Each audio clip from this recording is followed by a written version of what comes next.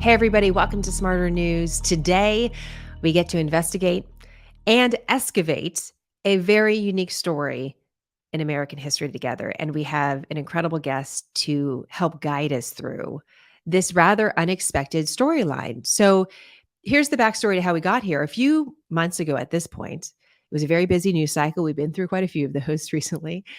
And this sort of random headline came across my desk.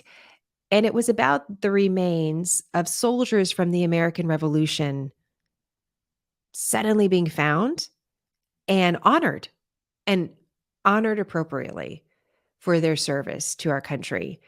And so I believe we shared that story in our Weekend Digest, which is our newsletter that we put out over the weekend with what we call conversation starters. These are oftentimes both the stories that we cover more in depth during the week, and also stories that sometimes we can't get to that we think are really interesting that we want to make sure that are on your radar. So we did mention it at Smarter News, but I didn't get to invest the time that I really wanted to in this because I had so many questions about how were these remains found? Where were they found? And we had a little bit of information at that time. So let me walk you through some of the basics. The remains of these soldiers were found in Camden, South Carolina, at the battlefield for the Battle of Camden. And we know a little bit about this battle. It was a very important battle in the American Revolution in the fact that it was one of the deadliest for American forces. It happened in 1780. So a few years after the war began. We often think about the beginning of the American Revolution in 1776 when we declared independence, but we know the battles of Lexington and Concord happened in 1775. Shots heard around the world. And so this is, 4 or 5 years into the war. And of course, we know the end result of this war is that America won and we became a free nation. But it's easy to forget that the American Revolution lasted 8 years. And there's a lot of stories like this one, the one that we're going to talk about, where the future of America was incredibly uncertain. And the thought that we were going to win probably very far from the minds of those that were not only fighting in the war, but those leading the war as well. We know some of that from history, but it's easy to sort of forget about it when we look at the bottom line. We look at the beginning and we look at the end, but we don't often think about what actually transpired in the middle. So the remains of 14 soldiers were recently discovered at the Battle of Camden, the site of the Battle of Camden. The battle happened in 1780. There were 14 soldiers in all the remains were found. 12 of these soldiers were fighting for America. 2 were fighting on behalf of England. And we know a little bit about them from our early reporting, from just kind of reading some of the press that was around this event, that they span from teenage years to about mid-age, around age 40. But there's still a lot to learn. And so I wanted to take a little time. Here we are, we're recording this just before the Independence Day holiday. And it's just such a fascinating story. I didn't want this moment to pass without taking a little bit more time to look into it. So our guest today is Stacey Ferguson. She's the operation manager at the Historic Camden Foundation.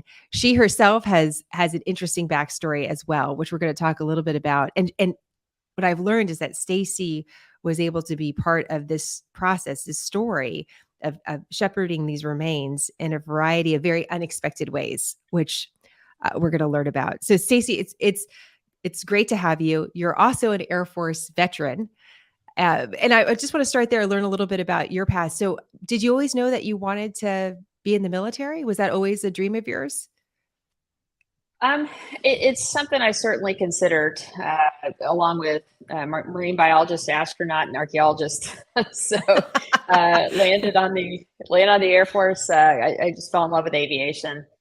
So I enlisted in the Air Force. I was a F-16 crew chief, which is a mechanic, general mechanic, for about 4 years. Then I got picked up for a commissioning program.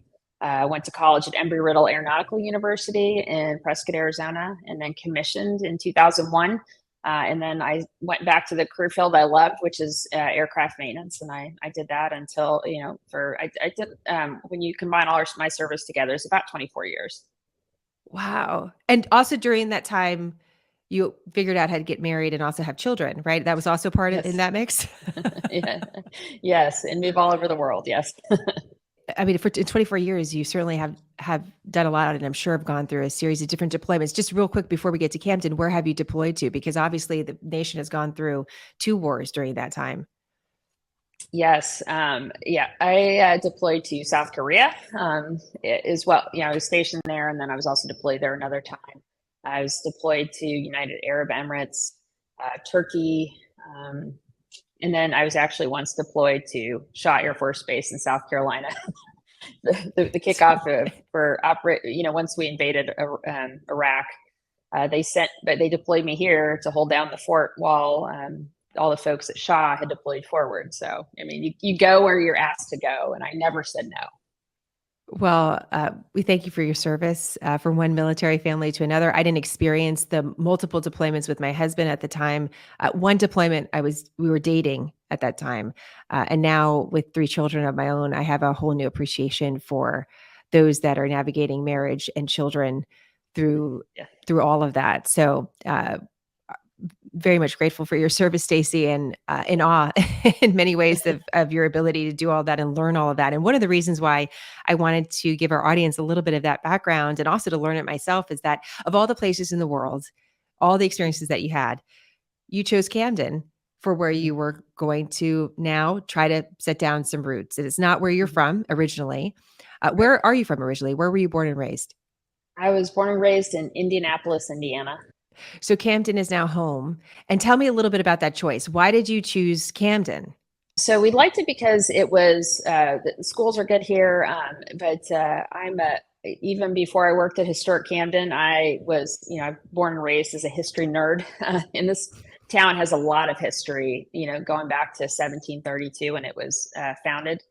And there's not just the Revolutionary War. There's just a really, really interesting and rich history that our town has, and it's been fun just kind of exploring all those little, stories and the founding fathers of our town and the influential members, of our town throughout the centuries. It's cute. It's a small town, but not too small, and we just loved it, and so we were happy to stay.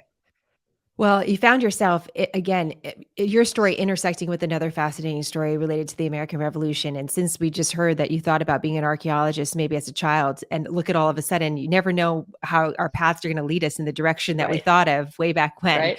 So tell us a little bit about these remains. And maybe we should even kind of zoom way out. Camden during the American Revolution. Why did the Battle of Camden matter? Why do we have the battlefield honored and marked? Tell us a little bit about what was going on in South Carolina at that time during the American Revolution. What should people like me who aren't that familiar with it know? Mm-hmm. Yeah, great question. So if I look back to my school days and what I learned, and again, I've always loved history and read a lot about it. Before I moved here, I could summarize, the American Revolution by, well, there's a lot going on in Boston, and that's where it started. And then there was a bunch of important things that happened in Philadelphia and all those things. And then there was some other stuff. And then there was the Battle of Yorktown. Right. And there was, Absolutely. That's the, yeah. And by the way, if we're going to summarize it, not a bad summary. And then we won, and now we're here. Right? Yes. So yes. Yeah. The middle, you forget all the middle part of it. Absolutely. Right. Yeah. That most folks don't know much about the Southern campaign of the Revolution, but it really was where the war was won. And it was a really interesting period of the war. So, let me back up to the Battle of Camden. So the British decided their southern strategy was going to come down to the south. So Georgia, South Carolina, North Carolina, especially. They felt confident that there was enough influential loyalists that sympathized with the British cause in the area that if they came down here, they would be able to empower the loyalists, and the loyalists would rise up and basically help the British take that whole southern part, thereby collapsing a brand new fledgling government. After the British took Charleston in 1780, they started to move inland. Camden was the first inland town of South Carolina. There was we'd established commerce here. There was healthy trade going on and all that. So after Charleston fell, the Americans knew that Camden was going to be they were going to move inland. That's probably where they were going to go. So the British did move in. They set up fortifications around the town, and they decided to, set up Camden for the long haul. So the Americans sent down the hero Saratoga, which was Horatio Gates, General Horatio Gates, and he was going to, recapture Camden and all those, wonderful things. So the night of the 15th of August, 1780, the two armies actually happened upon each other accidentally. Gates wanted to go set up fortifications north of Camden, and General Lord Cornwallis decided that he was going to go north and see what was going on. And they ran into each other in the dead of night on the 15th of August, fired a few shots, pulled back and regrouped, and prepared for the battle that would start the next day. So, that day came. The Americans had a numeric advantage over the British. They had quite a few more soldiers, but the British were also fighting with a lot of illness. British soldiers couldn't handle the South Carolina summer and all the things that come along with that, malaria, yellow fever, just heat exhaustion, those kind of things. So they weren't doing well, and they weren't really sure if they were going to have enough healthy folks to be able to pull it off. Well, it turns out the Americans also were dealing with issues. They had, in order to get ready for the battle, they didn't have the right kinds of food, so they ate green peaches, green corn, and molasses, which gave them all a lot of gastrointestinal distress. So if you want to just really add on to the terror of battle, that's awful. It must have been awful. Yes, absolutely. Once the fighting started, General Gates had 2/3 of his force were militia, and most of them had zero training. They had just joined the ranks. They had not exercised at all as a military. So as soon as the shots started flying, they turned around and ran for the rear as fast as they could. So it was the regular army from Maryland and Delaware that held the line, and they did their best. Well, as the fighting starts to go on, and of course, if there's one thing we know, is that the British, especially at this time, the strongest military in the world at that time, they were disciplined, and so they don't show fear. They don't have half of their folks turn around and run away. So once things started to go badly, General Gates left the field. He ran north. He ran for Charlotte. While the fighting was still going on, General Baron Johann de Kalb, who was one of the French troops that came to help with the American cause, he held his ground. He was the leader for the Maryland units, and they held it to the bitter end. The battle was only about 45 minutes. De Kalb was mortally wounded. Gates took off. The number of casualties for the Americans, it varies greatly based on what was reported. But shortly after the battle, the victors end up burying the vanquished, and back then it was a different attitude about death than we have today. So the most important thing was to get bodies in the ground as soon as possible before they started decomposing and causing more issues. So they were buried, and mostly buried very shallowly. But if we zoom back and look at the overall, what was the Battle of Camden and the influence on the Revolution, I like to say that it was the darkest night before the dawn. After Gates was relieved of command, General Washington sent General Nathaniel Greene down to the south with his, as Washington called it, his flying army. So this basically was the first time we really saw irregular warfare. His main objective overall was not to stand across from the British and fight on the British terms, which we knew we wouldn't do very well at. It was to run the British ragged all over South Carolina. The British started outrunning their supply, so they were destroying supply because they didn't want it to fall in enemy hands, but they couldn't keep up with it because they were running all over South and North Carolina. And basically they did that from 1781 on through Yorktown and in 1783. And it was all those little battles in South Carolina, North Carolina with General Greene at the helm that led up to the British being exhausted and outside their supply lines. And it was one of the big factors to why that they surrendered at Yorktown. So that's it in a Wow, that's nutshell. so well, that's a great thank you for putting those pieces together because in my research for our conversation, I didn't really go beyond it. I just was so stuck thinking about the numbers here. And it's important, one of the things I've learned is in my reporting is that you think again, these numbers are so secure and this is, numbers are facts, but this is that there can be different estimates. One of the estimates, one of the sites that we look at military battles of the past, battlefields.org, says that there was a total of about 5,900 soldiers that engaged, American and British. By the way, there was more American, about 3,700 Americans and 2,200 British, and that the estimated casualties were 1,900 Americans and 324 British. So it gives you an idea again of just what you're describing and the numbers, the numbers of those that were wounded or killed. And as you mentioned, the management of that, but what it produced, which was an urgency for the American forces that something had to be done because of the deadliness of this defeat. So I guess let's kind of fast forward through the years. We know that Camden's an important historic site, and there was knowledge that there were remains at the battlefield site. Tell us a Yes. little bit about that. What has been discovered over the years, or how has that been approached by the community? The battlefield, it had been heavily forested. It was used as agricultural land over the years, and in the late 20th century, that we started to get parcels of land that went into a land trust, and to try to kind of to preserve the battlefield, to care for it since it was a war grave, and we knew it was a war grave for many years, right after the war and on through the 20th century. There were folks that were finding relics, such as, bayonets and musket balls and all kinds of accoutrements like that. This was a really important fact that you just mentioned. I just want to underscore for our audience is that battlefields, you think you're visiting something like a museum, like this is a battlefield, this is an important site. But whether we're talking about the American Revolution and also the Civil War, the sites of battles are also the sites of graves.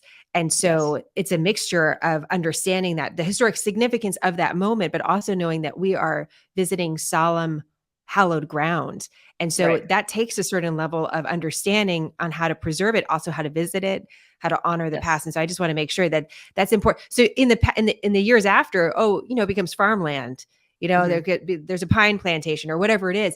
But now we realize, well, wait a minute, it's not something that just should be absorbed into the community. We're really talking about a cemetery, not just a battlefield site.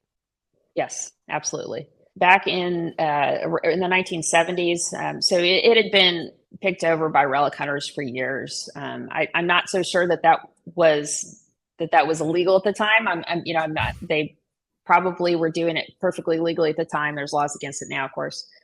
And one of our archaeologists, Jim Lake, who works for the South Carolina Institute of Archaeology and Anthropology, who was on the project with us, he started out there in 1978, and he has been involved with the battlefield ever since then, and with the archaeology, and they've known even since then that there were some graves, and of course there's always the ethical question of we can exhume them, but should we, right? So because so many of them were shallowly buried, like 8 inches deep, but shallow, and those bones had been resurfacing over the years with weather and erosion and all that, we decided it was time to fix this problem and exhume those bodies and then properly bury them, and we know that there's still a lot more out there.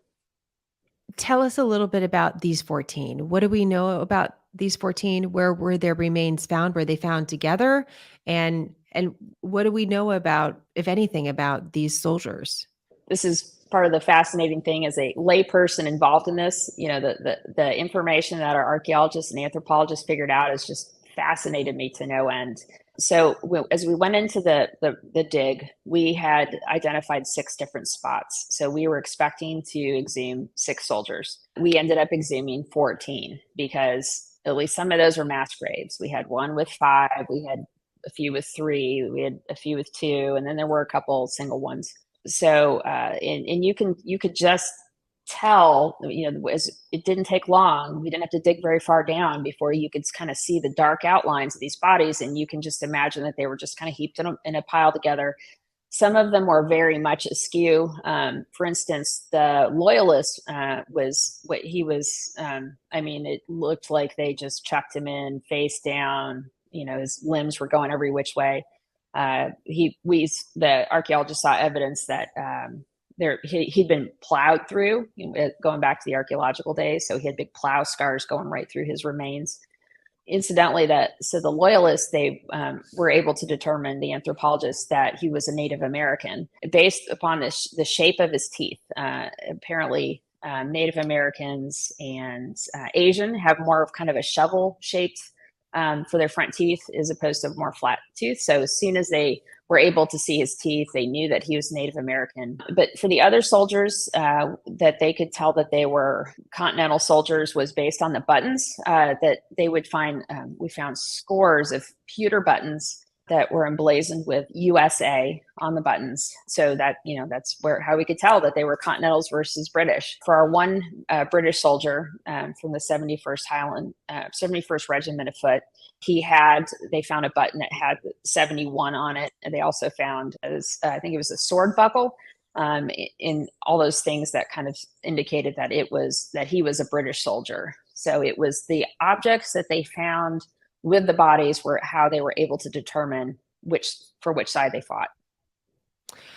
Was that common, by the way, just going back to the remains of the Native American, for Native Americans to fight with the British in the South?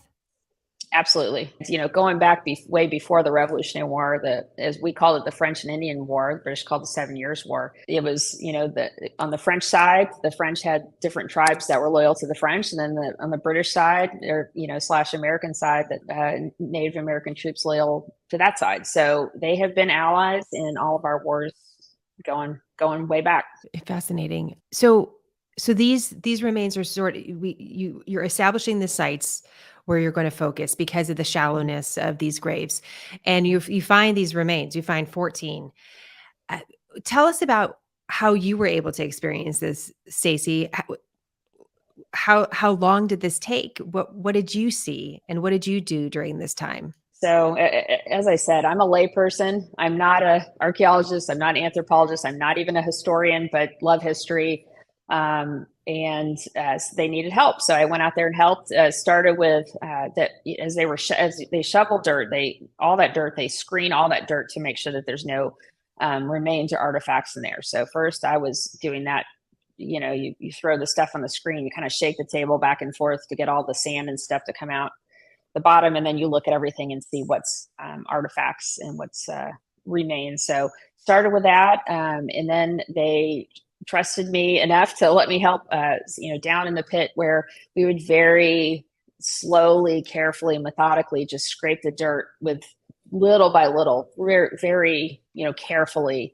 And doing that, we would find artifacts, we would find musket balls, which was just fascinating. I mean, it's what you would expect to find in that grave, but to actually see it. What was that like? Is it very obvious, by the way? Like, do you see something and you're like, oh, that's a musket ball? Like, is it, yes. Or are you, I don't even know what I would expect to see. Yeah. Well, it's, so the musket balls, they stick out easily because it's a round ball. It's about that big. So they're pretty big. And a lot of times you would find them resting on a bone that was cracked. So that, based on where that was, did this guy get shot in the arm? Was it for one of the teenager remains? They found one lodged in his spinal cord, or his spinal column. So, I mean, obviously it would have paralyzed him instantly. Maybe that was the shot that killed him. And it was just, it blew my mind to see those things, and it all of a sudden it dawned on me. And, I'm a veteran. And these guys are the very first veterans for our country, the very first. And that just amazed me. I like to say, if there's like a family tree of veterans, they're at the root, and I'm one of these branches way out here on the end. But it all started with these guys. And and of course we don't know like what was the reason why they decided to fight. Why were they there? Was it just for the adventure? Did they feel really strongly about the American cause? What is it? But I'm guessing they could never imagine, what our country has become all these years later, because of their sacrifice. And that was something that was just really poignant to me. And I don't know, every day I was out there, I'm like, I'm going to do this right. I'm going to be so careful because that's what they deserve. And they deserve, the respect and honor that I can give them. So I'm going to be really careful and, and take really good care of these guys. And out there at the dig site, it was, it was very quiet. It was very, where it's in the middle of a pine forest. During the battle, it was also in the middle of a pine forest. But it kind of felt like you felt this reverence. You felt that, everybody was really focused on what an incredible experience this was. And, I asked the archaeologists and the anthropologists, I'm like, y'all have been doing this for a while. How does this compare to what you normally do? Is this like, yeah, it's a normal day for us, normal day. And every single one of them said, I've never done anything like this in my professional career. So, I just kind of try to soak in every moment, the science, the history, as well as just that connection that we felt with these guys. What was it like as a mom? You have a teenage son, you're 3 Yes. boys. Did that Yes. also come up? It did. Yeah. So there were 3 teenagers that were in the range. They can't say for sure, but from the ages of 14 to 16, which they could tell based on the growth plates in their bones, as I learned. And also their teeth weren't as worn down as the older guys. Your teeth wear over time. So they had really sharp teeth and those growth plates. But, and I just thought, holy cow, these kids could be, the same age as my oldest. And I just like, what was that like? I'm sure they probably thought it was a big adventure. But their family never knew what happened to them. Their family, they just knew that they died. They didn't ever get to find out that, they fought bravely and, they died with their comrades, here in this pine forest in South Carolina, because they were all from the North. And they were never able to say goodbye. They were never able to come visit a grave. And I just thought, I just can't imagine what the mothers of these boys would have thought sending their sons off to war and how they felt about it. I would guess probably they would not be so thrilled about it, to say the least. But yeah, just what a way to go as a young teenager. Well, and as you point out, it's something that we also take for granted somewhat, which is the family, being able to honor the graves of those who made the ultimate sacrifice. But Mhm. for some of our most important wars, American Mhm. Revolution, the Civil War, that was impossible. And the thought Yep. that you were going to come down and visit the site also wasn't something that was either logistically possible or something that was, you know, Yep. commonly done, at least Yep. to our knowledge. Is there anything that surprised you during this that you realize? I'm sure many things surprised you, but during this experience of the excavation and kind of getting these puzzle pieces together, is there anything when you look back on it, wow, you think, wow, that really surprised me? Yep. I was really fascinated and amazed at what the anthropologists could tell us. And the anthropology team they're coroners. They work at one of the counties. It's in Columbia. And so it's been a real treat to get to know them and spend time with them because I'm just fascinated by the science. The fact that they could identify as they're looking at their remains, they could tell, an age. They could mostly tell a height. So the bones were really, really, really degraded over the years. They were sitting in sandy soil, and also some clay. So like a lot of this basically, once you took the dirt away, they just kind of crumbled into crumbs. But so they could get a height range. They could tell by looking at the bones if they had good nutrition in their life, if they had suffered big illnesses, if they had a good diet. The middle-aged one, they could tell because he had arthritis, which they could see in his bones. And then, like I said, that with the teenagers, by looking at those growth plates, that they could tell that they were teenagers. So I just thought that was really fascinating. And there's Yeah. an effort to try to do some DNA mapping. Is that also to maybe potentially find if their relatives, the family lineage has continued? Yes. Yep. So the coroners took DNA samples that gets sent off to a lab, I think in Canada. It's, because it's kind of a little bit, it's not the same as sending your stuff into one of the genealogy sites these days, and it's going to take several months. So we're not sure if we're going to hear this year or next year what kind of information that they were able to gather from the DNA. But since the project was first announced, we kept it quiet while it was going on because we didn't want folks coming in and interfering. And But as soon as it was announced by the South Carolina Battleground Preservation Trust, who was running the project, immediately they were getting contacted by folks that were like, my great great great whatever grandfather died at the Battle of Camden. Can I give a DNA sample? Can I see if this is what is my ancestor? Which is really cool. And I'm crossing my fingers that they'll be able to kind of tell some of that information. I don't know how likely that is, but it would be really amazing if we were able to identify some of their ancestors.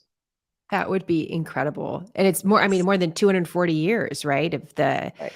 For the Battle of Camden to where we are right now. Yeah. So with all of this information and emotion, it was Mhm. obviously very important to after the excavation and Mhm. gathering the information that you can to honor these individuals. Tell us Mhm. about that. How did that plan come about and what was that like? We knew we wanted to give them the hero send off that they deserved.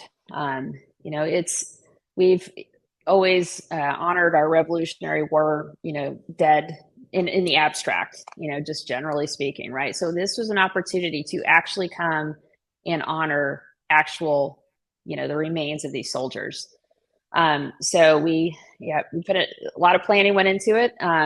What it looked like in April was it was 3 days worth of events. So all the soldiers, they lay in repose at the Kershaw Cornwall's house, which is in town in Camden, and it's on our property of historic Camden.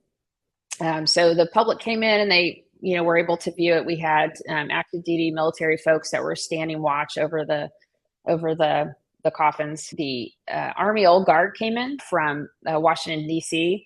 They're the folks that they're a ceremonial unit. They also watch after the Tomb of the Unknown Soldier, and they are involved with military ceremonies military burials at Arlington.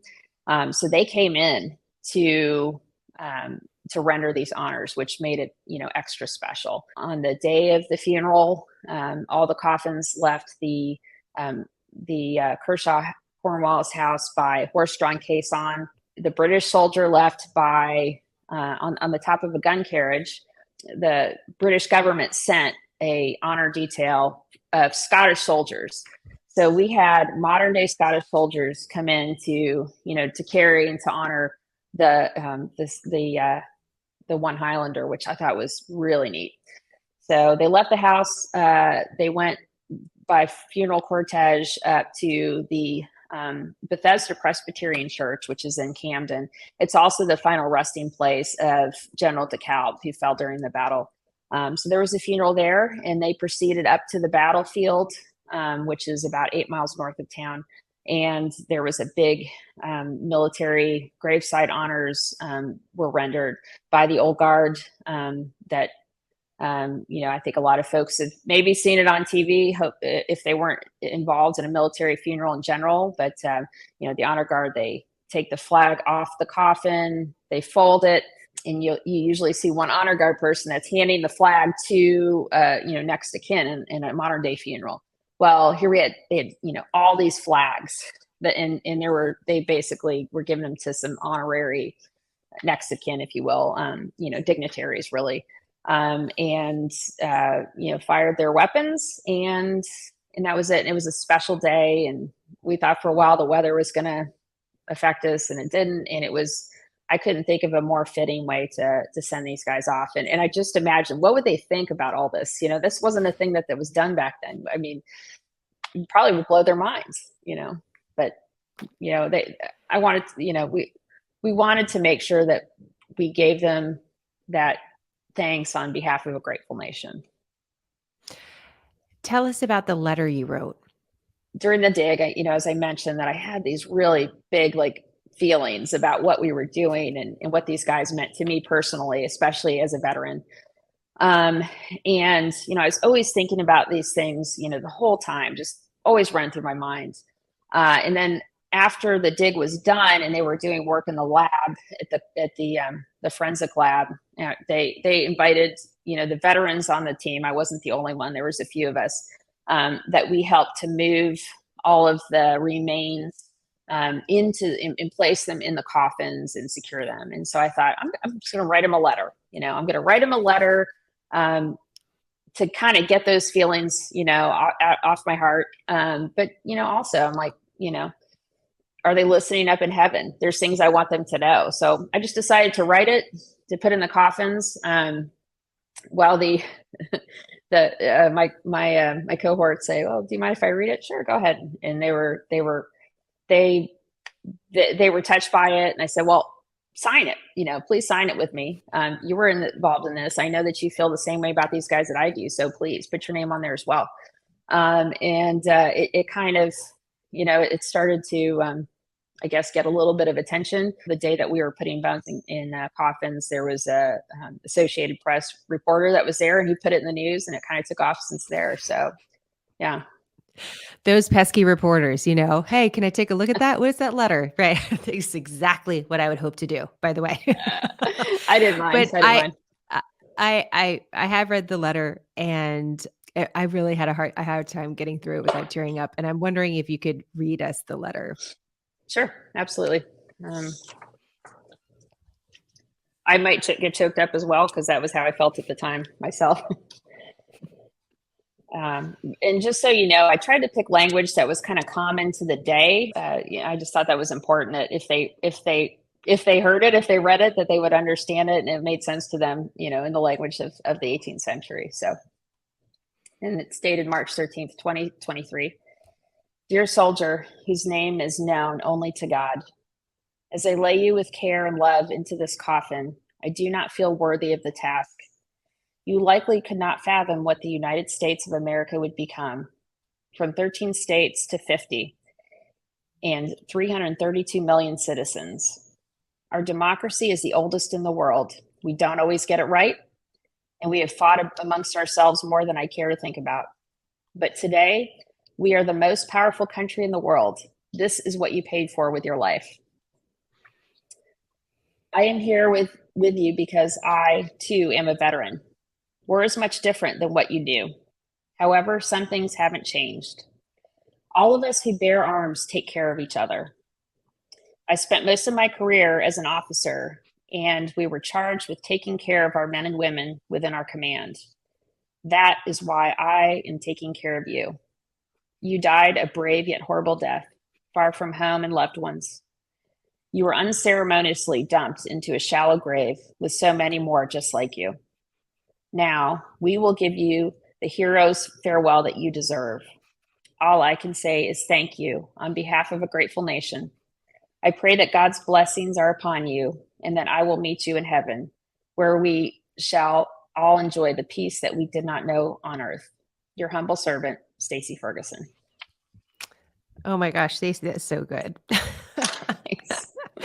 Oh, I like to write. Did it take you? Yeah, you're a beautiful writer. Did that just come to you in one draft? Did it just sort of? It just seems like it was so natural, and it feels just so right. Yeah, and it did, and of course, I wasn't. I didn't know that it was going to, I guess, take a life of its own. So yeah, it was a letter. It was just a letter, and I just kind of, the thoughts I had been thinking for months. So yeah, maybe there was a lot of drafts in my brain, but I just wrote it on a piece of paper to put it in a coffin and seal it up forever. And but I don't mind sharing it. I hope that I'm sure other folks probably feel the same. And maybe if it takes a moment to kind of think about these veterans and what they what they paid for with their lives, then it's I'm happy to share it. There's so many different things to think about. It's thinking about you as a mom writing it, that as a kind of that mother figure for the soldiers, especially the Mhm. young ones. It's Yeah. thinking about, as you're reading it, I was thinking about, man, would these soldiers have ever imagined Stacy, here she's, Yeah. all with the technology of aircraft, with you Right. traveling all over the world, the Or career as a that you've woman had. who's a Yeah, woman in the military. That wasn't a thing. I mean, you said it, right? Yeah. There were some Yep. heroes, right? Women heroes in the American Revolution, but you thinking of you in uniform probably Mhm. wasn't wasn't something that they were thinking about. Mhm. And yeah, Mhm. it just there seems to be there's a lot in those words. So thank you for sharing that with us. As we kind of finish up here, you know, you I always look back at last year at this time, as we were going Mhm. into the July 4th holiday, all of this hadn't transpired in this way. The letter Mhm. hadn't been written, the honors hadn't been given. And I'm just wondering how this experience has changed you and how you're reflecting on it as we move into the Independence Day celebration of America's victory. Right. Yeah, I mean, I've certainly been inspired to read more of the history, to into the real details. There's you can read plenty of books that have been written in the past few years about battles, including the Battle of Camden, which is great.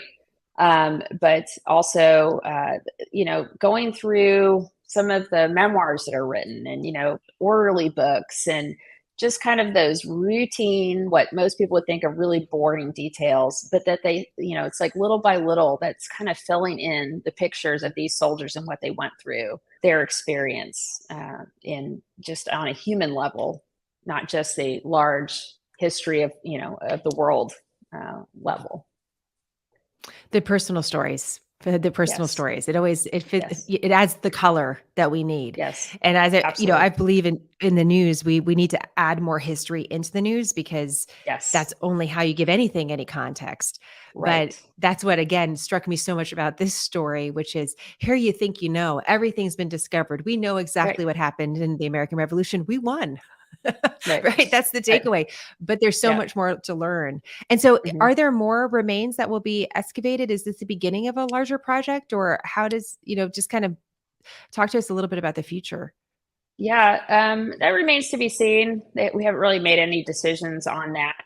It's it's taxing on resources to get all those folks out to the battlefield to do that work. So that remains to be seen. Our right now we're really focused on improving on our battlefield. We don't have much out there. It is not like going to visit Antietam or Gettysburg or Yorktown or any of those. It's a pine forest. We've got a few signs, and that's kind of the extent of it now. So we really want to, hopefully we've piqued people's interest in the Battle of Camden. We're always trying to raise money. We'd like to improve upon the trails and the interpretation and all those kind of things, so that when folks do get curious about the Battle of Camden, they can go out there and get a real feel for what it was like to be a soldier in that battle.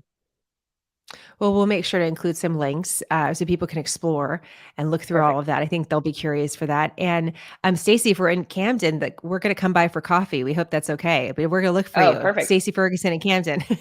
Absolutely. If you hear people from Smarter News, you know where they came from. So we'll hopefully be able to visit in person someday soon. But thank you for sharing this story, and thank you for all your expertise. And this was a really fascinating. Thing to learn about. And we really appreciate your time, Stacey. Thank you. It was my pleasure. Thanks for having me. Quick, concise, nonpartisan, Smarter News, a refuge from the storm. I'm Jenna. Thank you for choosing Smarter.